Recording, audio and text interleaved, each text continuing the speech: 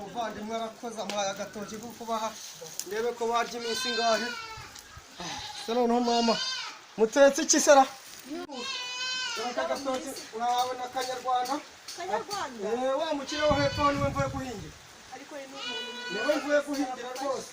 Fasha wawe umugongo. Ya ariya se batetse ikira.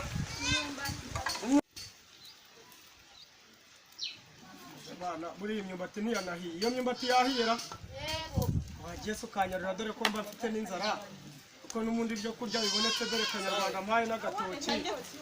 none sisahani nijya kuza mu sahani uzana agasahani dore shamba napfuye bana banje mereza utuntu two guteruza na bya rubaga impande bitangiye kujya binyataka ubu sigiye nzaba ntakibashije kubahingira mwuka bazaba bangutsaza nuko ngutwo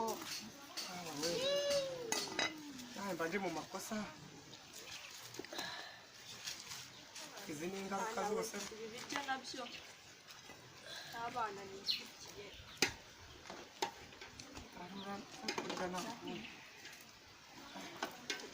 ejo wamukire hirya hariya niba yambwiye akazi niba kahari ndaje ngire nawe njye kumureba murya ibyo ngibyo hari igisambu afite ngashaka kumpatanisha.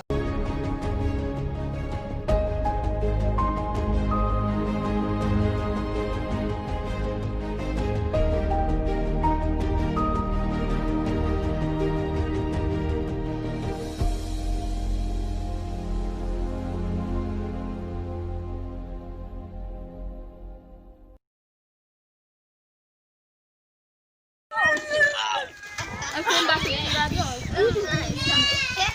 Ibari cyumba cyumba kapal kahinjira ibiryo byiza. Ngabukura. Mumpere nako kana gatoya. Okay. Mama shagwa. Bego cyumba kikigoshe.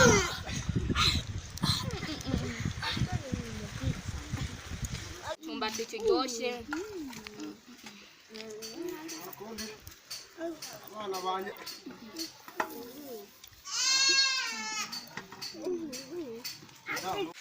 nyumba kindeba ntuse bayimana kumana naduhaye ko niko kujara ko nibaryaho mwakira mu bijyane muterura mujyane Imana igumugisha irahoda kandi musangire neza.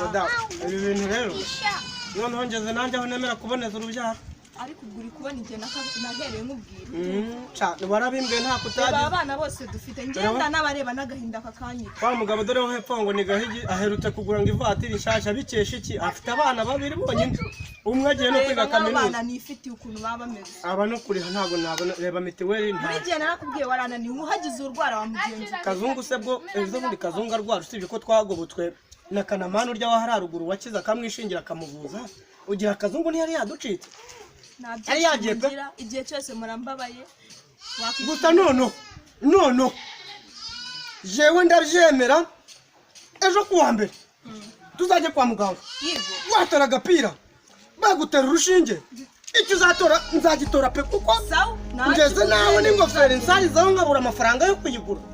Ibi ntabwo ari ubugabo pe. Ndaje mu gitondo nari kujya guhinga cya gisambu cyo kwa Boni hariya hepfo cyo yapatanishije ariko ndakireka turagenda tugere kuboneza.